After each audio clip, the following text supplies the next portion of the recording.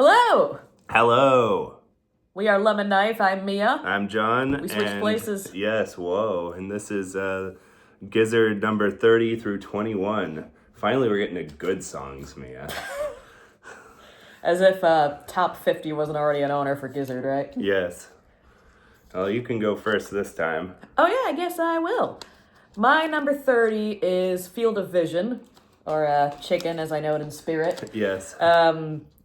This is just another B741 track. Love this album. It's tied for my favorite album with Mind Fuzz. More on Mind Fuzz later. But just great, immediately catchy riff. You know, just all the instruments entering at the beginning, kind of bit by bit, is great. The vocal melodies are catchy. That's, I think, you know, I like the way they kind of break it up so that it's not just kind of like a super stock blues rock number. Yeah. But it just very, very much has that basic feel. And I love the fact that it's, you know, kind of about touring, and that the field of vision is sort of the sight of the audience. I think that's a nice sentiment, and made it a beautiful. Coined the phrase "silly Billy." It did coin the phrase "silly Billy," at least in our household. Yes. We are now referring to each other as silly Billies, being silly Billies. I mean, there's a lot of Gizzard vocabulary that I think has sort of come up in our lives now, the amount of things we've turned into verbs. Silly Billying. All right, another ing is lightning. Terrible. Yeah, Mia's gone. All right, anyway, but my number 30 is Lord of Lightning. It's 3 different words. Yeah. Lord of Lightning. And this is a kind of very Nonagon-like song off of Murder of the Universe, where it's just that like kind of 7/4, that like real like driving energy, and I don't know, something about this is just very propulsive, especially the like floating fire part. So yeah, I like it a lot as a kind of high energy thing. Great like gym track. Yeah, Murder of the Universe, the album, the first kind of couple times I've heard it, I was not a fan at all. So that's definitely a sign of how it's grown on me that this and Murder of the Universe both made my top 50. Same here, massive grower overall, for sure. All right, my number 29, not too far above John's from last video, is Witchcraft.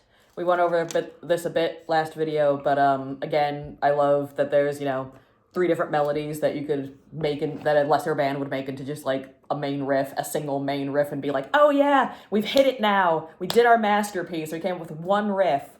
These guys got 3 in 1 song. And I mean, the plot line of Petra Dragonic in general never fails to kind of, you know, to kind of give me a smile, really, but like not like a full smile. It's sort of depressing. Witchcraft. But, yes, I know my sentence was long, John. I get it. But I don't know. I mean, you know, the witches are in the coven trying to stop the storm, and their stupid cat knocks over the potion, and now suddenly we got this dragon on our hands. Witchcraft. And you're an idiot. Witchcraft. I don't know. All right, carry on. All right, a major theme of this 10 for me is apparently either very old or very new songs. I think 7 out of these are either in the last year or at least 10 years old. And this is one of the very old ones. This is Float Along, ... fill your lungs. Kind of like, yeah, from the titular album, which is kind of like where I think, you know, they're really starting to kind of find their footing as like a band, kind of first releasing like these real like classic songs.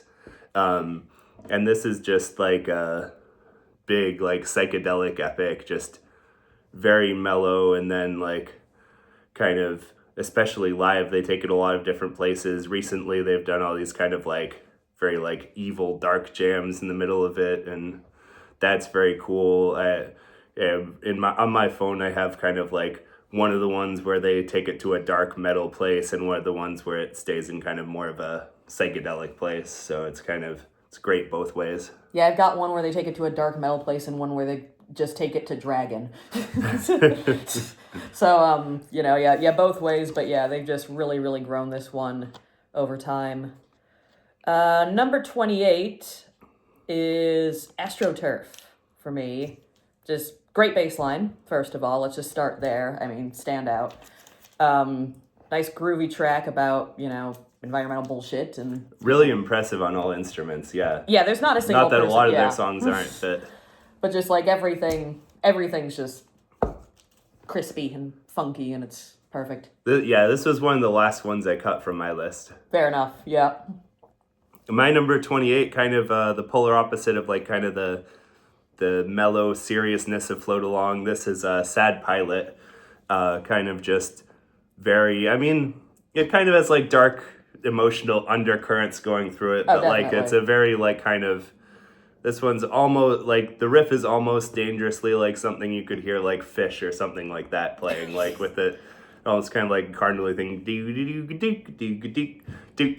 but it's just like a very, very catchy riff, very beautiful like vocals going on throughout it, just all the like interactions, backing vocals, and then the ending with the like winging it is really pretty. Can you imagine the stupid lyrics Trey Anastasio to write about a sad pilot? Yeah. Over this riff. I'm sad pilot, I miss my cheese. I ran out of free peanuts. 14-minute organ solos. and that's part of the lyrics, by the way. He says that, and then there's a 14-minute organ solo. Yeah. Anyway, number 27. We went over this a bit last video. This is Grim Reaper, that classic ecological figure. We went over why this is good already, or John captured that. I just want to add that legitimately, I want this to close out my funeral. I am not kidding. I want all the serious crap to be at the beginning, and everyone's sad, and everyone's having a sad time, and then I just, I put the costume on. Yeah, he puts the costume on. I get up on stage, grabs I take the mic, whatever food item you're going to employ. Please understand that this was explicitly asked for by my wife. Please. And then, and just conga everybody into the food hall for the after party. Yes. My funeral's gonna be awesome. It's a shame I'm not gonna be able to make it. Maybe you need to fake your own death. But let me in on it. Yeah. You need to know. You can let your family in on it too, but we'll keep it from a few people. Just the few other people that will be at my funeral. Yeah. I'm sorry, that's dark. Hey John. Yes. Yeah, what's your next song? Well, after you might have some questions about the afterlife. Like after you die, am I in heaven? Hopefully you'll know. Yeah. If you don't know, presumably not a very good heaven.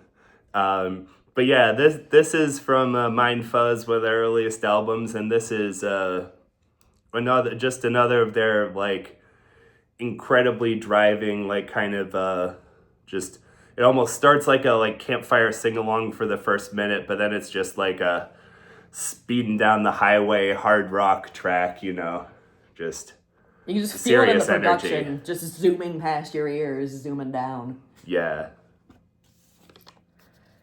On the other side of the coin, although only for about half of it, I guess, my number 26 is Mirage City. This is, I guess, the closest they've gotten to the Grateful Dead, I feel like a lot of people have said, and I think I'd agree. Just a nice sort of semi-storytelling song, I guess. Just kind of, I want to go to this place when things are crappy at home and my parents are fighting or whatever, just kind of that escapist sentiment. Just sort of that acoustic-ish bit for a while, and then it kind of kicks into high gear for about the second half of it. It's just, I am a sucker for anything with a bunch of distinctive parts in it. And so, that's a great example of just, all right, here is how we end this song. Yeah, and kind of big, self-empowerment kind of ending lyrics. It really makes you feel inspired, for sure. All right, my 27 was Heaven, and my 26 is Hell. So this is, the song Hell off of the only other Infest the Rat's Nest song on my list. A lot of death today. Yes. And this really, is just kind of, it's one of those, this one almost has an Iron Maiden feel to me, just with where it's kind of heavy. It's a little more blast beaty than they get to, more double bass, but kind of it feels like a riff they would do, like just that kind of like, and the way they kind of, like they use that riff in a bunch of different ways. Like there's the big like kind of slow down ending that builds up. That's just like, I think without the ending, there's no way this would have made my list, but like the ending is just so killer. I feel like they even do a little bit of tripleting in the ending, like Iron Maiden. Yeah. Yeah, great track. And a lot of great kind of transitions, and all this in like a 3.5 minute long song. I mean, right? Yeah. All right, my number 25, and I guess this is really one where I'm thinking of the peak versions here. This is Her and I. Me and myself. No, I sing it in my mirror every morning to try to just, make myself feel a little less god-awful on a bad hair day. No, anyway, I just think... Hair and I? Hair and I. Your beautiful hair, it's okay. I'll spruce you up. Anyway, it could be a love song. It could be about the earth. We're not really sure. Either way, it's a lovely message. And just the places it shall go. And I think Red Rocks 2022 is probably the definitive version, but there's a lot of great jams as well. I think there was a great one at Field of Vision. Yeah. Just the absolute sort of the best kind of guitar wanker, you know what I mean? Like, but it's sort of structured as well. Like, it's just great stuff from Stu and Joey on that. For sure. Absolutely, yeah. I probably should have had that on my list to give like the good live versions of it. Yeah. My number 25, as seen on Mia's list last week, is Minimum Brain Size. This one, I think, like I always like liked it a good amount. I think it's just grown even more after I realized like seeing it live, like how much I enjoy it. I think this is another one where it's just like a flawless like connection between all the parts. Like it's got a great main riff. Then like there's kind of like a chorus and a bridge, and both of them are kind of like just like the perfect like next step. And like I think later on they bring back kind of like the lyrics of the bridge but with more instruments behind it, like the It's Pathetic Though part, and just kind of it all just like flows into a great like microtonal groove, like funky drum beat, like killer main riff, just everything about it. Yeah, I definitely like enjoy the live and studio versions of it in different directions as well. Like the live stuff has great energy, but like the studio versions, you can really just like hear every instrument entering and doing its thing. Yeah. And it's always very satisfying to me. Speaking of things entering very slowly, here is the definition of that, I think. Oh boy. What? No, continue. You don't want to know, folks. Whatever. Entering. We're mature human beings in this house. This is lava. Yes. So this is peak. Everything's just kind of going to slowly build in and sort of slowly grow, and just massive crescendo into the end, and it's just a glorious thing. And I don't know half of what they're on about, but it's okay. Whatever it is, they mean it. Serpents. And the serpents, and we played this for his dad a while back, and I think he looked at us and like in the most sarcastic way I've ever heard him be like, "That's heavy, man." Serpent is life. I don't know what to talk about. I'm sure there's some vague environmental bullshit going on, but there's really like nothing else in their discography that sounds like quite like it. Like there's just something like weird and otherworldly about Lava. Mm-hmm. Lava itself and the song. Yeah. All right, my 24. I heard the intro of this song a couple months before I heard the actual song, because I heard this like intro part on the Making of Phantom Island video, and I was like, ooh, that sounds really cool. I got to hear whatever song this ends up being. And then I did indeed end up loving the song it ended up being, and that's Eternal Return. All right, yeah. So this one, I think there's a lot of weird stuff going on in it. I like all the stuff going on in it. I think what really cements it as like one of my favorites is just like how gorgeous kind of like both the main riff and kind of the main chorus are, like just all the like, kind of eternal return coming back to you parts. Like it's just a really pretty song, and it kind of like it starts out with the prettiness, then it goes to these kind of other like stranger odd parts, and then it kind of like comes back, returns to the like kind of main thing, and it's another one, like a lot of the songs on that album about kind of like touring and the pains of touring, and also just like, he's away, but like he's promising he's always going to come back. Absolutely. Gorgeous, lush harmonies in this song. It didn't make my list, probably a lot of it because of those weird doo-wop segments. I can't quite get past them, but I do like the song a lot, for sure. Number 23, we'll keep it brief. It's Sad Pilot. Similar things. I think this does a great job of capturing the, it walks that line between lighthearted and sort of hitting on a heavier thing, and that's a great, that's not my favorite type of lyric, just that sort of like grim subject matter. No, that was a few songs ago. No, a grim subject matter, and just kind of treating it as a, sort of, well, leaving the problems of the jet bridge, kind of a, Yeah, you can kind of like take it as like a fun riffy rock song, or you can kind of like have it like kind of have it like speak to you, depending on what mood you're kind of in. I've definitely done both for myself. Yeah. My number 23 is one that you just had, and this one this is Mirage City. And this is, I think, especially, this is another one where, like everything on the list, we're basing on kind of like the best version of the song. So I think like a lot of live versions of this are my go-to ones. I think the two I like are the Athens one that we were lucky enough to see. That's just like Mirage City, self-contained, really great. And then the like Red Rocks version where they kind of do a quieter version of the first half of the song. Then they do all of Work This Time, the ending in like a big solo, and then that solo leads into like the fast part of Mirage City, like directly transitioning in. So it's like, oh, you thought they didn't play this? Nope, they're just saving it, and then they come right back in it into the big like down ending. So both of those just great. I love that it kind of like hints that Sad Pilot later on too, like kind of. I didn't really notice that. Yeah, I mean, it's the opener of the album. Is that the 7/4/1 progression, or is that somewhere else? I think it might be actually. Okay, so that makes sense. Out. They would, yeah. Okay, this next song is definitely the Rags to Riches song on my list. As in, I used to absolutely hate this song, or I did the first few times I heard it. Now here it is sitting pretty at number 22. Any guesses? Oh, no. Straws in the Wind. Okay. Yeah, John was playing some show, and we were doing Sporkle, and it was kind of going, is it all straws in the wind? I'm like, dude, I don't care. But since then, I've kind of gotten more into discography, and for those that couldn't figure this out from the fact that I was talking about Swamp Monsters last video, Amy's my favorite member of the band by far, and this is his signature song, and it's just such a great sort of fire and brimstone. I mean, this song is like 80% of the crowd work in any given set that they drop it into.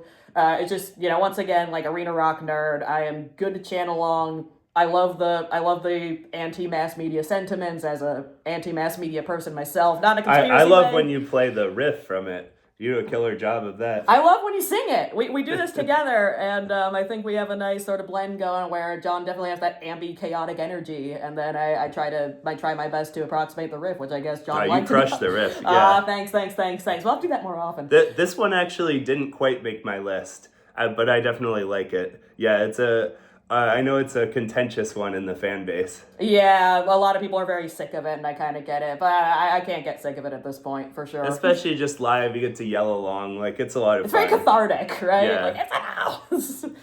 All right, my number 22 is, I think, a very dark horse. I don't think it's a song that many people really like in the discography, or not. It's not hated, but it's not really, like, talked about. And this is another Phantom Island one. This is Silent Spirit. Yeah. So this one, I think just like, it's one of the ones, like, sometimes you get why a song isn't popular. This one just, like, the main riff is so, like, crunchy and memorable. Like, just kind of the groove, the down, ba-down. Like, that feels like it could be, like, the main riff of, like, a big, like, 70s hit that you hear on classic rock radio all the time.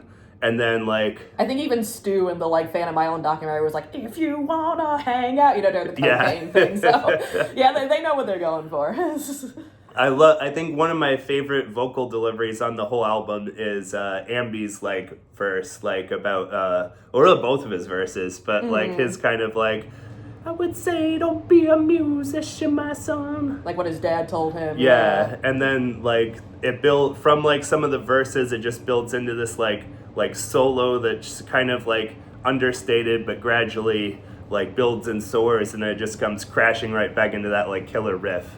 It also a great ending to it. So yeah, That album was chock full of great endings. This one just missed the cut for me, but great song for sure. All right, shoot, we are pushing 20 minutes. My number 21 is another thing ending with 1. It is Flight B741. Ah, interesting. I thought I liked this one more than you. But it just missed my list. Oh, really? Okay.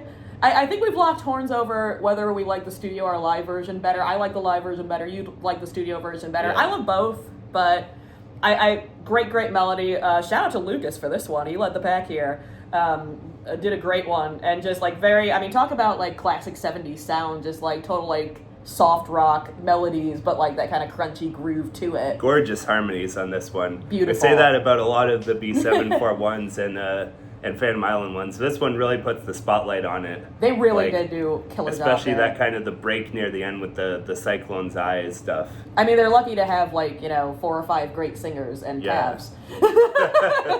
Hey, don't you shit talk the drummer, Mia. Hey, I'm not shit talking the drummer, I'm shit talking his singing. No, I love it. I live for that bit. We'll get to that next time, but... Okay, speaking of making calves suffer, my number 21 is an all-time classic. This is Head on Pill. Oh, yeah. And this is just, this is kind of from the, like, kind of Hendrix zone of things, like, similar to Float Along. This is kind of from, like, early when they're starting to get into the more psychedelic stuff, and this is just, starts out kind of slow and lumbering with this just big, almost like Hendrix Star Spangled Banner type thing, and then suddenly down, and it's like off to the races for like the whole rest of the song of just Poor like calves. pure speed things. I'm specifically thinking of our show where like he was standing up at the end, he's like, yeah, I'm done, and they're like, sorry, calves, like we're gonna do one more. Sit back down, buddy. You got another 15 minutes in you. He's like, I was really looking forward to my bananas, guys. Yeah. Well, you've been watching this for 22 minutes, so go get your banana.